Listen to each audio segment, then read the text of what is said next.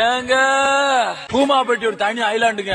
கூமாப்பட்டி பிளவக்கல் அணையில பூங்கா மேம்பாட்டுகளுக்காக 10 கோடி ரூபாய் நிதி ஒதுக்கீடு செஞ்சு அரசாணை வெளியிட்டிருக்கு தமிழ்நாடு அரசு.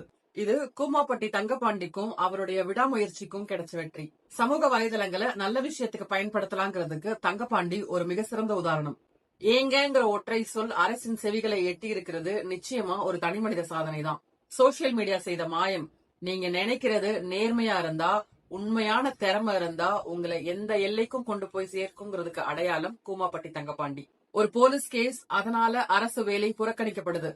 குற்றாலம் போக 150 ரூபாய் பணம் புரட்ட முடியாம சக நண்பர்களால இறக்கி விடப்பட்டு அவமானப்பட்டு தனது சொந்த ஊரையே குற்றாலமாக ப்ரமோஷன் செய்த விளம்பர விஞ்ஞானி இன்னைக்கு மிகப்பெரிய ஜவுளி கடைகளிலும் தங்க நகை கடைகளிலும் விளம்பர மாடலா ஜொலிக்கிறாரு.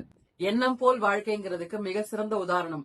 இயற்கையை நேசிச்ச தனது சொந்த ஊரை உலகிற்கு உயர்த்தி காண்பித்த இந்த இளைஞனுக்கு பிரபஞ்சம் திருப்பி கொடுத்திருக்கிறது தான் இன்னைக்கு அரசாங்கம் வெளியிட்டு இருக்கிற 10 கோடி ரூபாய்க்கான நிதி ஒதுக்கீட்டு அரசாணை.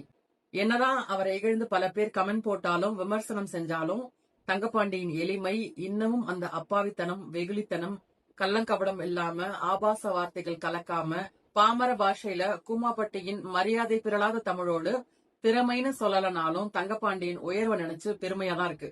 ஒரு கிராமத்து இளைஞனை நகர மக்கள் புகழ்றதும் கொண்டாடுறதையும் பார்க்கும்போது சந்தோஷமா இருக்கு. தப்பா கமெண்ட் போட்டு வன்மத்தை தீர்த்துக்கிற அளவுக்கு தங்கப்பாண்டி அரசியல் பதிவுகளோ ஆபாச பதிவுகளோ போடுறவர் இல்ல. தேசத்தை நேசிக்கிற ஒரு சாதாரண இயற்கையின் காதலன்.